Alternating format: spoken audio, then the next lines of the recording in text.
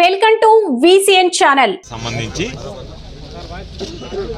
రాయలసీమ నెల్లూరు జిల్లాల రైతాంగానికి ఎటువంటి సాగునీటి కష్టాలు ఉండకూడదని, దాంతోపాటు కరువు కోరలో చిక్కున్నటువంటి రాయలసీమ నెల్లూరు మెట్ట ప్రాంతాలకి త్రాగునీరు అందించాలనేటువంటి లక్ష్యంతో జగన్మోహన్ రెడ్డి గారి హయాంలో 3,825 కోట్ల రూపాయలతో రాయలసీమ ఎత్తిపోతల పథకాన్ని మంజూరు చేసి పనులు ప్రారంభించడం జరిగింది. పనులు పురోగతిలో ఉన్నటువంటి సమయంలోనే చంద్రబాబు నాయుడు గారు తిరిగి అధికారంలోకి రావడం, అధికారంలోకి వచ్చిన తర్వాత ఆ ప్రాజెక్టును అర్ధాంతరంగా నిలిపివేయడం జరిగింది. అనేక సందర్భాలలో జగన్మోహన్ రెడ్డి గారు కానీ, వైఎస్ఆర్ కాంగ్రెస్ పార్టీకి సంబంధించినటువంటి నాయకులు కానీ, రైతులు కానీ రాయలసీమ లిఫ్ట్ ఇరిగేషన్ పరిస్థితి ఏంటి అని చెప్పి ప్రశ్నించినప్పుడల్లా చంద్రబాబు నాయుడు చెప్తున్నటువంటి మాట, దానికి ఎన్విరాన్మెంటల్ క్లియరెన్సెస్ లేవు కాబట్టి ఆపేశాము అని చెప్పడం జరిగింది.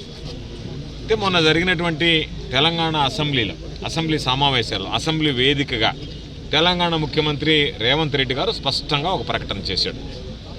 మేము ఇండోర్ మీటింగ్లో, అంటే రహస్యంగా ఒక సమావేశంలో చంద్రబాబు నాయుడు గారిని కలిసి అనేక అంశాలు మాట్లాడాం. అందులో ప్రధానంగా రాయలసీమ ఎత్తిపోతల పథకం నిలిపివేయాలని చెప్పి నేను కోరడం జరిగింది.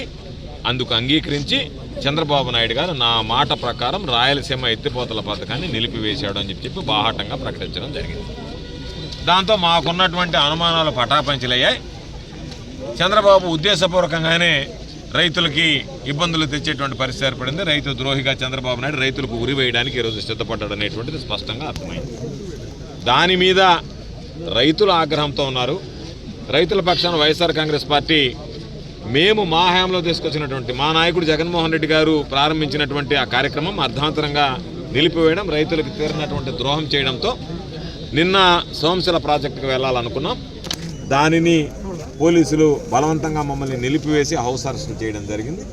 ఈరోజు మరలా వెంకటగిరి నియోజకవర్గ ఇన్ఛార్జిగా ఉన్నటువంటి సోదరులు నేదురుమల్లి రామ్కుమార్ రెడ్డి గారి ఆధ్వర్యంలో నేను, నాతో పాటు మాజీ శాసనసభ్యులు సంజయ్ గారు, మాజీ కేంద్ర సహకార బ్యాంక్ అధ్యక్షులు, రూరల్ ఇన్ఛార్జిగా ఉన్నటువంటి మా విజయ్ కుమార్ రెడ్డి గారు, వైఎస్ఆర్ కాంగ్రెస్ పార్టీ నాయకులు, కార్యకర్తలు, రైతులు అందరం కలిసి వెళ్తే మీరు వెళ్ళడానికి వీలు లేదు అని చెప్పి దారి పొడిగిత 2 డిఎస్పీలు, 10 మంది సిఏలు, 20 మంది ఎస్ఐలు, వందలాది పోలీసులు ఏమి మేము పొరపాటు చేయడానికి వస్తే అంటే చంద్రబాబు నాయుడు చీకటి ఒప్పందం ఏదైతే ఉందో అది వెలుగు చూస్తుంది, మా గొంతు నొక్కాలి, మా గడం ఇప్పకూడదు, మేము వెళితే వాస్తవాలు మాట్లాడతాం, వాస్తవాలు రైతులకు తెలుస్తాయి, ప్రజలకు తెలుస్తాయి, ప్రజలు ఇప్పటికే ఈ ప్రభుత్వాన్ని చీకొడుతున్నారు, 19 నెలల పరిపాలన దరిద్రంగా ఉందని, దీంతో రైతు ద్రోహిగా ముద్రపడిపోతున్నాం. కాబట్టి దీనికి ఉత్తమమైనటువంటి మార్గం ఈ గండంలో నుంచి బయటపడాలి అని అంటే ఎవరైతే దీనికి అనుకూలంగా గళం ఇప్పుతారో వాళ్ళని బలవంతంగా తొక్కివేయడమని చెప్పి మేము 11:30 గంటలకి కండలేరు దగ్గరకు వస్తే మమ్మల్ని 3 గంటల దాకా, అంటే దాదాపు 3:30 గంట కూర్చోబెట్టారు. అంటే మీ ఉద్దేశం ఏంది? కాసేపు కూర్చొని లేచిపోతారనే? చంద్రబాబు నాయుడు లాగా పరిపాలన చేస్తామా? తెలుగుదేశం పార్టీ వాళ్ళలాగా కాసేపు కూర్చొని షో పుట్టపిచ్చి వెళ్ళిపోతామా? దేనికైనా చావుకి రేవుకి సిద్ధపడినటువంటి వాడే వైఎస్ఆర్ కాంగ్రెస్ పార్టీలో ఉంటాడు. అటువంటి దానికి సిద్ధపడినటువంటి వాడు జగన్మోహన్ రెడ్డి సైనికుడుగా ఉండలేడు. మా నాయకుడు మాకు నేర్పించింది పోరాటం ఒకటే, పోరాటం, ప్రజలకు అండగా నిలవడం. కాబట్టి ఈరోజు చూసి పాపం వర్షం వచ్చింది, మా వాడు లేదు, దుమ్ము వచ్చినా లేదు, ధూళి వచ్చినా లేదు, ఎండగాసినా లేదు. చివరికి మమ్మల్ని 3 గంటలప్పుడు నన్ను, రామ్కుమార్ రెడ్డి గారిని, సంజయ్ గారిని, విజయ్ కుమార్ రెడ్డి గారిని మిమ్మల్ని మేము ప్రివెంటివ్ అరెస్ట్ చేస్తున్నామని చెప్పి మమ్మల్ని మేము ఏమి తప్పు చేస్తే మమ్మల్ని అరెస్ట్ చేసి ఆ పోలీస్ వ్యాన్లో ఎక్కించుకొని మమ్మల్ని బలవంతంగా ఇక్కడికి తరలించి రాపూర్ పోలీస్ స్టేషన్లో మా మీద సంతకాలు పెట్టించుకొని మా దగ్గర మాకు బెయిల్ ఇచ్చి పంపించాల్సినటువంటి నేరం, ఘోరం ఏం చేశామంటే చంద్రబాబు ఏమంటున్నాడు? రైతుల పాలిట మాట్లాడటమే మేము చేసినటువంటి నేరమా? రైతుల పక్షాన నిలబడి పోరాడితే అది అన్యాయమా? అది అక్రమమా? అది తప్ప? కాబట్టి ఇవన్నీ కూడా ప్రజాస్వామ్య వ్యవస్థలో నియంత్రిత పోకడలకు తావులేదు. చంద్రబాబు నాయుడు చేసినటువంటి ద్రోహం రైతులకి, చంద్రబాబు నాయుడు చేసినటువంటి మోసం, చంద్రబాబు నాయుడు చేస్తున్నటువంటి అన్యాయాలు, చంద్రబాబు నాయుడు చేస్తున్నటువంటి అక్రమాలు, పాపాల పుట్ట పగులుతున్నాయి, ఒక్కొక్కటి బయటపడుతున్నాయి. ఈరోజు ఏదైతే మెడికల్ కాలేజీకి సంబంధించి ప్రజలు స్వచ్ఛందంగా వచ్చారో చంద్రబాబు జీర్ణించుకోలేకపోతున్నాడు.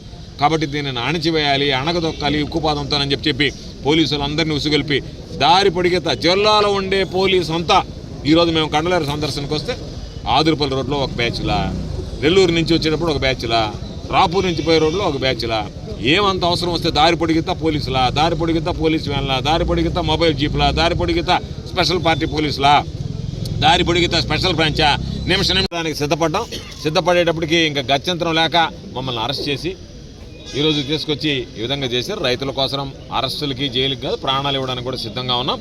ఖచ్చితంగా ఇది ఇంతటితో ఆగదు. రాబోయేటువంటి రోజుల్లో కూడా మా పోరాటం ఉధృతం చేస్తాం. ఈ జిల్లాలో ఉన్నటువంటి అన్ని జలాశయాల దగ్గర కూడా రైతులతో వెళ్ళి ప్రతి జలాశయం దగ్గర రైతులకు జరగబోయేటువంటి నష్టం, చంద్రబాబు నాయుడు చేసినటువంటి ద్రోహం ప్రజలకు వివరించాల్సినటువంటి బాధ్యత మా మీద ఉంది.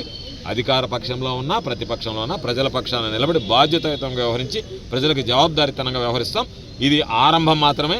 మా ఈ పోరాటం ఈ సందర్భంగా కొనసాగుతుందని చెప్పి తెలియజేస్తూ ఈరోజు ఈ కార్యక్రమంలో పాల్గొని 3.5 గంట సేపు ఎక్కడ ఆపకుండా స్లోగన్లు ఇవ్వడం, ఉత్తేజపరచడం, అండగా నిలవడం సహకరించినటువంటి వైఎస్ఆర్ కాంగ్రెస్ పార్టీ అసలు సిసలైనటువంటి నాయకులు కార్యకర్తలు ఎంతమందిని ఆపినా సరే అడ్డదారులు గుండా దొడ్డిదారులు గుండా ఈరోజు అక్కడికి వచ్చి వందలాది మంది పాపం మాకు సంఘీభావం ప్రకటించి ఈరోజు ఈ కార్యక్రమంలో పాల్గొని జయప్రదం చేసి ఈ కార్యక్రమంలో ఈరోజు పోలీసులు లేకపోతే మమ్మల్ని పోయిన వెంటనే ఈడ్చి పారేసిన వాళ్ళు ఒక్కొక్కరిని.